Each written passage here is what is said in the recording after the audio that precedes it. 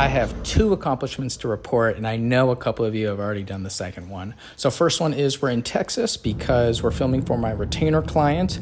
We have always shot in West Palm Beach twice a month, very consistent income, and I like the workload. But now we're in Texas. Why? Because I pitched them the idea of let's go interview, let's go get testimonials from your clients. And this one had their own farm in Texas.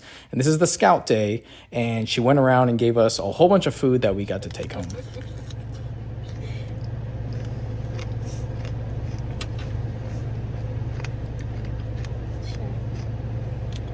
I don't normally show my girlfriend Giselle, but she has been the PA for this retainer client since we started almost a year and a half ago. She was opening up light stands, moving support systems, putting cameras on, and we found that she had a much better efficiency when she was the producer. So now she is producing, which allows me to offload all of that producer mindset and solely focus on the technical components. So she's worried about what props need to be purchased. Are they ready for the next script? What do we have to get for the next script?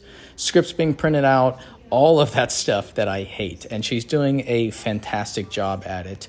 And so now we might have something with this testimonial idea where we can just be a 2-person crew since we work so well together. And that brings me into the second accomplishment. I'm not gonna lie, I was super nervous. We had a little trip planned to Boston and our coastal Airbnb was just the perfect place to do it.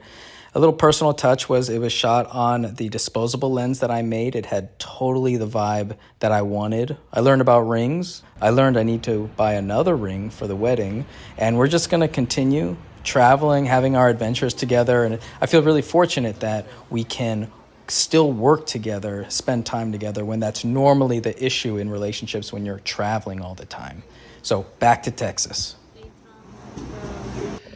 For doing this content creation stuff, this is such a versatile tool because I'll use it on my phone with the little adapter in my pocket, this guy, and then that allows me to connect it to my phone that I'm filming with right now. And then when I need to switch to another camera, everybody can still keep their transmitters on. And all I have to do is throw this onto the camera. And then I can hot shoe connection, no recabling, nothing. Everything stays the same. And also the biggest workflow improvement we've had is where Giselle will have a teleprompter here. This way, both people can read their lines. So whoever's seated here can look at the other character, but see the script. And then whoever's seated there can look this way and see her holding the teleprompter. And the good thing is she can, whatever she moves here, there's an app called Vlog Monitor, and it is just kind of like AirPlay over to that one. For some reason, iPads don't let you AirPlay from iPad to iPad, but this app does. It's like $7. So whatever she moves here is perfect for this person to read and this person to read. And you can go from iPad to phone to iPad to phone, iPad to iPad. It's really, really nice. Checking on this throughout the day is pretty much a no-brainer when it comes to fat loss. I barely brought any video equipment, and I was at the max capacity for my checked-in bags. Didn't go the media badge route. So for this one, I knew we had to do one nice testimonial, so I'm bouncing my 200X up, and then she had a little light here, just something super cheap from Amazon. So that is kind of being the key, and then the room fill is kind of lighting up everything. And I was very happy with how it came out. Pulled the shears over the window and just completely did not try to get any detail out of it. It's not blown out, but we're not seeing any exposure. And then moving the camera outside, I am very happy that I got the Sackler because I know some other people have said that they can move fast with their tripods. I can move so much faster with the Flowtech, and I got the Active 6 head. Moving handheld, again, workflow optimization, that's what I love to do because I hate when I'm in the moment and I'm wasting time. This was nice to be able to forego all of the external monitors, the cabling, just kind of the extra gack on it. But that OEM LCD is rough to use. The caveat to that is you can just tap focus for anything, and that is very helpful. In a lot of these clips, I am just barely holding the camera and stabilizing it with like another finger. And that is because this system weighs so little. Like I do not have to stress. My wrists are not locking up. It's very ergonomically friendly. And then whenever I go from low to high and I do need to pop it up onto my shoulder, it's just super light. No shoulder pad on this one, like I said, because it's so light. Resting the butt of the V-mount on my shoulder, and it's just easy to use. And I am gonna review this monitor coming up. It's under NDA, so I'm not gonna give any details. But once that makes it to me, I'm gonna hopefully see if it solves this problem of, I love the simplicity of the Sony OEM LCD, but I just don't like its functionality. It is so reflective, such a dim screen, very low nits, and it has some pros and it has some cons. And my Small HD 502 setup is really nice, especially in this outdoor situation, but it just can't compete with the functionality of the OEM one. Mainly the monitor hinge. Like the screen itself is functional, but I can swing this monitor mount forwards, backwards, flip it, mirror it. I can move the location of where it's mounted extremely fast. It's the mount that is really the important part here, not so much the monitor. So I would love to see more companies come up with better mounts. This is such a fun departure from the normal social media content that I create for this client, but we are getting both. So now I'm going to switch to the phone content that we got, still using the DJI mics, but keeping it organic. That was very important to them, and that's why we didn't use the big Sony. So whenever I'm bending over or stretching to do that, one of the things that with your exercises have taught me is to really tighten my core. Yep. Protect as I'm your back. Because I have to really reach over here. And so it's the main thing I was disappointed with in this clip is the drastic white balance changes. It was going from cold to warm, and since it's on auto, I couldn't really change that. However, I have heard of people using third-party camera apps like the Blackmagic one. I'm not really a fan of that, but I would very much so be interested in looking at the Final Cut camera because I know you can change white balance on there. It's still an Apple app, and everything will just work together a little bit better. But this is exactly why we came here, to put my client, person on the left, in shoulder to shoulder next to one of their customers and kind of bridge together the social media stuff when it's usually a Zoom review or the people aren't next to each other. And with this program, we're trying to show that they are a community, and we can emphasize that by having it filmed on organic styles. So with the phone, without, pristine lighting, it's supposed to look raw, but of course I want crystal clear audio. I want it to still look good. The HDR on the iPhone is amazing, and it's just, you're able to move and pivot so much faster than with, a traditional camera setup.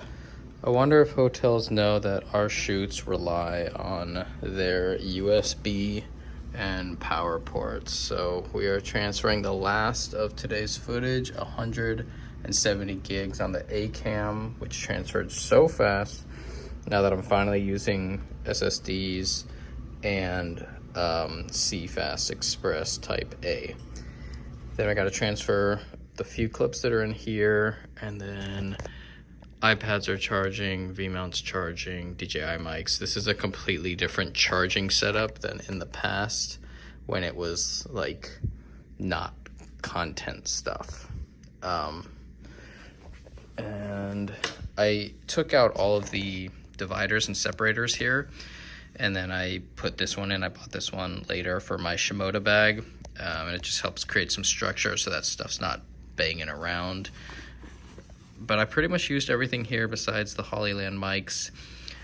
These are great for the connecting to the phone, but I would like to be able to have them usable for the FX6 as well. I just need to get a 3.5mm to dual XLR splitter.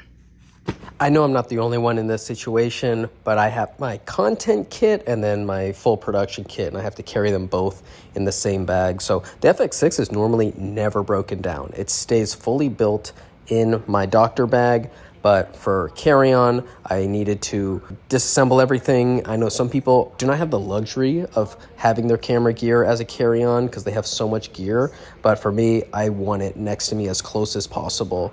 We checked out this little cafe in Fort Worth, which, by the way, Fort Worth doesn't seem that bad. It's close to Dallas. Like, I could see that being a place for me to freelance.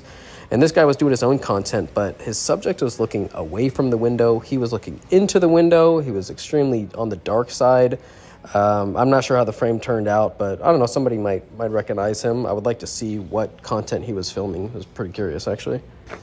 So we're using our extra travel day to go an hour outside. Supposedly, this is a park that has evidence of dinosaurs. I didn't read the information brochure, but these are the tracks that were in this river a long time ago, and then they just got petrified. Actually, can I put my polarized glasses? You guys can maybe see it better. Yeah, there we go. All right. It's a super crystal clear, and it's all the way through here. And this river is super warm. We're gonna go swimming in a second. Honestly, this is my favorite client experience I think I've ever had because I am in control of all the factors and the workload is really low and we know how to do a good job. We've worked ourselves to figure out the best workflow. Got to end it with some delicious Terry Blacks. It worked again, not asking for pre-board, asking for extra time.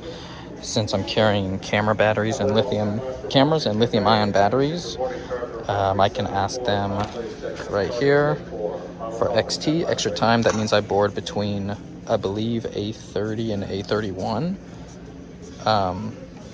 And just make sure that I can get on first and that none of this has to be checked because there's no overhead space. So it's helping me, but it's also helping them avoid a situation at the end. So I'm waiting for my Pelican. Oh, there it is. So that just came out, but I'm thinking about maybe switching out some luggage like this soft, it's hard shell, but it's very, very thin and can break super easily, and doing what the flight personnel use.